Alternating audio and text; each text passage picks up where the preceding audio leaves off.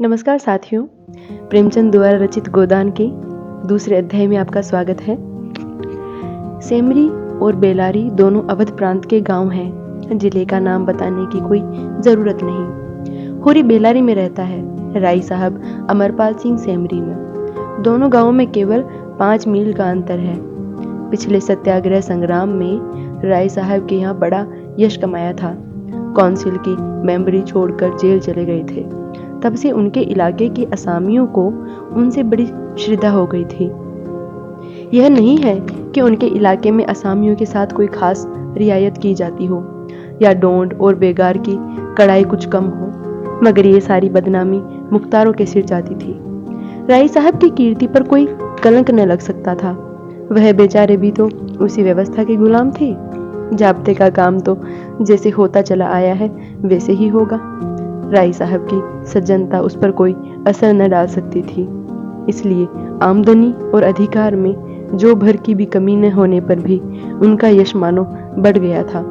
असामियों से वह हंसकर बोल देते थे, यही क्या कम है, सिंह का काम तो शिकार करना है। अगर वह गरजने और घुर्राने के बदले मीठी बोली बोल सकता तो उसे घर बैठे मनमाना शिकार मिल जाता। शिकार की खोज में जंगल में न भटकना पड़ता। राय साहब राष्ट्रवादी होने पर भी हुक्काम से मेलजोल बनाए रखते थे। उनकी नजरें और डालियां और कर्मचारियों की दस्तूरियां जैसी की तैसी चली आती थी। साहित्य और संगीत के प्रेमी थे, ड्रामा के शौकीन, अच्छे वक्ता थे, अच्छे लेखक, अच्छे निशानेबाज। उनकी पत्नी को मरे आज 10 साल हो चुके थे, मगर दूसरी शादी न की थी। हंसकर बोलकर अपने विधुर जीवन को बहलाते रहते थे। होरी ड्योढ़ी पर पहुंचा तो देखा जेठ के दशहरे के अवसर पर होने वाले धनुष यज्ञ की बड़ी जोरों से तैयारियां हो रही है। कहीं रंगमंच बन रहा था, कहीं मंडप, कहीं मेहमानों का आतिथ्य गृह और कहीं दुकानदारों के लिए दुकानें। धूप तेज हो गई थी, पर राय साहब खुद काम में लगे हुए थे। अपने पिता से संपत्ति के साथ साथ उन्होंने राम की भक्ति भी पाई थी और धनुष यज्ञ को नाटक का रूप देकर उसे शिष्ट मनोरंजन का साधन बना दिया था। इस अवसर पर उनके यार दोस्त, हाकिम, हुक्काम सभी निमंत्रित होते थे और 2-3 दिन इलाके में बड़ी चहल पहल रहती थी। राय साहब का परिवार बहुत विशाल था। कोई 150 सरदार एक साथ भोजन करते थे।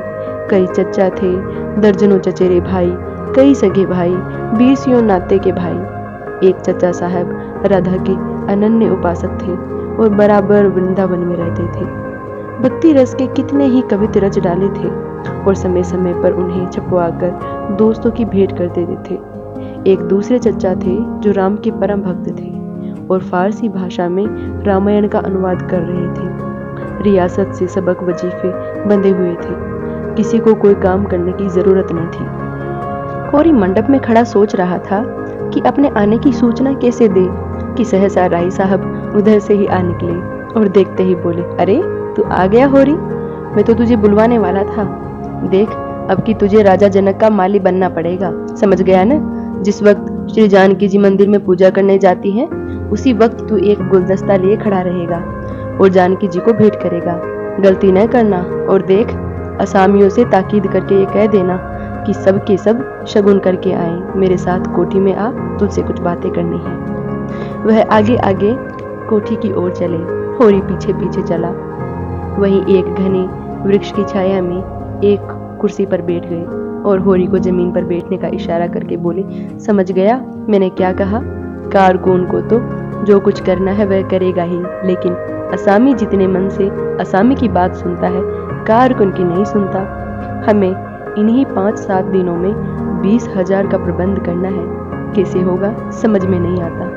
तुम सोचते होगे मुझ टके के आदमी से मालिक क्यों अपना दुखड़ा ले बैठे, किससे अपने मन की बात कहूँ, न जाने क्यों तुम्हारे ऊपर विश्वास होता है। इतना जानता हूँ कि तुम मन में मुझ पर हंसोगे नहीं, और हंसो भी तो तुम्हारी हंसी में बर्दाश्त कर सकता हूँ। नहीं सह सकता उनकी हंसी जो अपने बराबर के हैं, क्योंकि उनकी हंसी में ईर्ष्या, व्यंग्य और जलन है। और वे क्यों न हंसेंगे, मैं भी तो उनकी दुर्दशा और विपत्ति और पतन पर हंसता हूँ, दिल खोलकर, तालियां बजा बजा कर। संपत्ति और सहृदयता में बेर है। हम भी दान देते हैं, धर्म करते हैं, लेकिन जानते हो क्यों?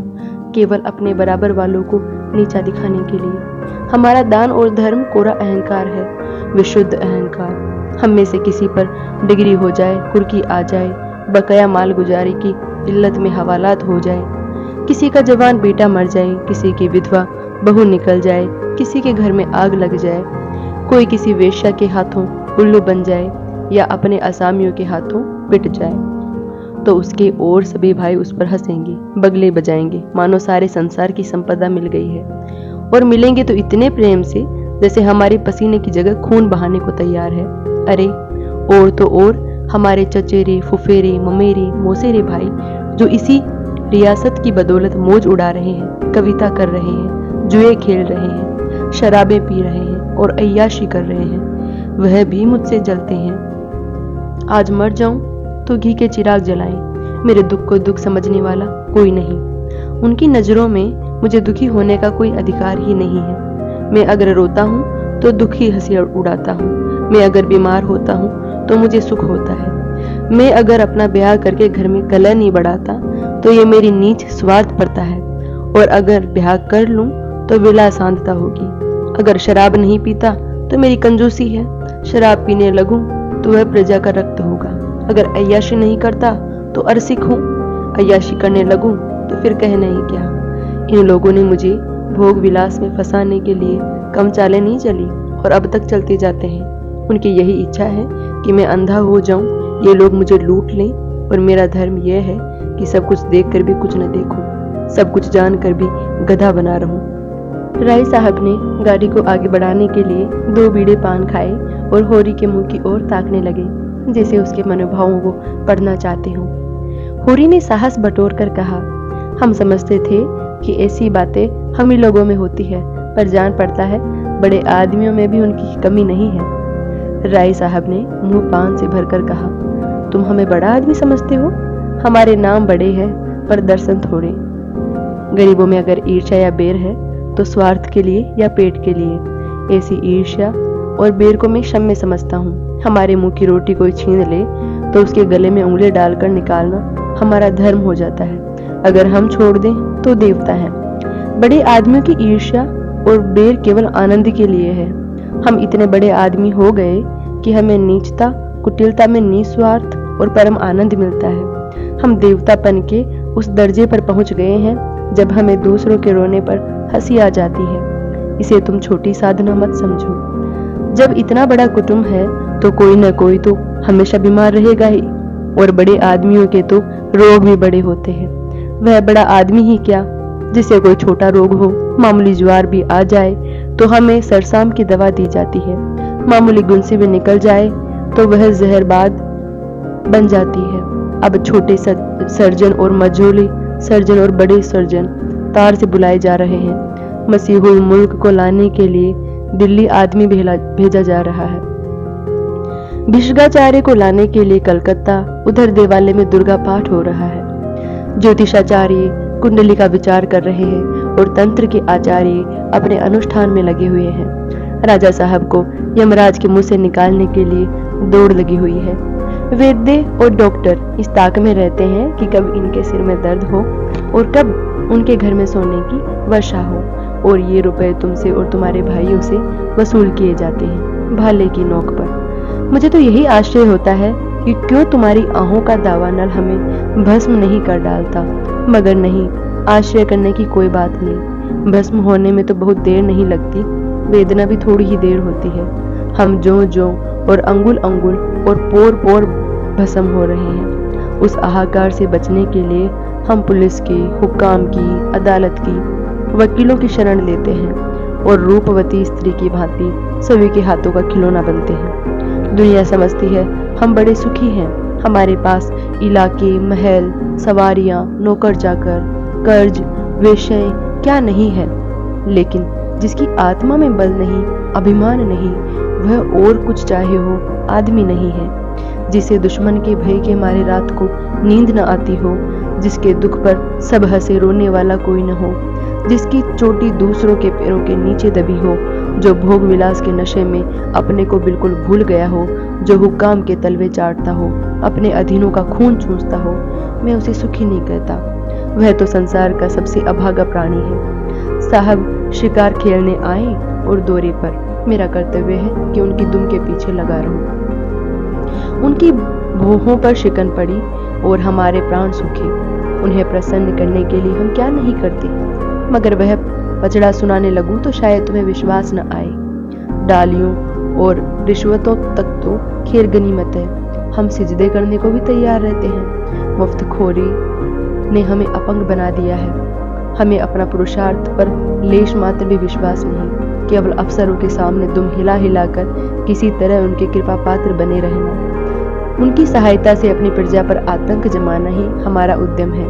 पिछलग्गुओं की खुशामद ने हमें इतना अभिमानी और तुनक मिजाज बना दिया है कि हम में शील, विनय और सेवा का लोप हो गया है। मैं तो कभी कभी सोचता हूँ कि अगर सरकार हमारे इलाके छीनकर हमें अपने रोजी के लिए मेहनत करना सिखा दे तो हमारे साथ महान उपकार करे। और यह तो निश्चय है कि अब सरकार भी हमारी रक्षा न करेगी। हम में अब उसका कोई स्वार्थ नहीं निकलता। लक्षण कह रहे हैं बहुत जल्द हमारे वर्ग की हस्ती मिट जाने वाली है और मैं उस दिन का स्वागत करने के लिए तैयार बैठा हूँ। ईश्वर वह दिन जल्द आए, वह हमारे उद्धार का दिन होगा। हम परिस्थितियों के शिकार बने हुए हैं। यह परिस्थिति ही हमारा सर्वनाश कर रही है और जब तक संपत्ति की यह बेड़ी हमारे पैरों से न निकलेगी, जब तक यह अभिशाप हमारे सिर पर मंडराता रहेगा, हम मानवता का वह पद न पा सकेंगे जिस पर पहुंचना ही जीवन का अंतिम लक्ष्य है। राय साहब ने फिर गिलोरी दान निकाला और कई गिलोरियां निकालकर मुंह में भर ली। कुछ और कहने वाले थे कि एक चपरासी ने आकर कहा, सरकार, बेगारों ने काम करने से इनकार कर दिया है। कहते हैं जब तक हमें खाना को न मिलेगा हम काम न करेंगे। हमने धमकाया तो सब काम छोड़कर अलग हो गए। राय साहब के माथे पर बल पड़ गए। आंखें निकाल कर बोले, चलो मैं इन दुष्टों को ठीक करता हूँ। जब कभी खाने को नहीं दिया तो आज इनकी नई बात क्यों? एक आने रोज के हिसाब से मजूरी मिलेगी जो हमेशा मिलती रही है और इस मजूरी पर काम करना होगा, सीधे करे या टेढ़े। और फिर होरी की देखकर बोले, तुम जाओ होरी, अपनी तैयारी करो। जो बात मैंने कही है उसका ख्याल रखना। तुम्हारे गांव से मुझे कम से कम 500 की आशा है। राय साहब झल्लाते हुए चले गए। होरी ने मन में सोचा, अभी यह कैसी कैसी नीति और धर्म की बातें कर रहे थे और एकाएक इतने गर्म हो गए। सूर्य सिर पर आ गया था। उसके तेज से अभिभूत होकर वृक्ष ने अपना पसार समेट लिया था। आकाश पर मटियाली गर्द छाई हुई थी और सामने की पृथ्वी कांपती हुई जान पड़ती थी। होरी ने अपना डंडा उठाया और घर चला। शगुन के रुपए कहाँ से आएंगे, यही चिंता उसके सिर पर सवार थी। धन्यवाद साथियों।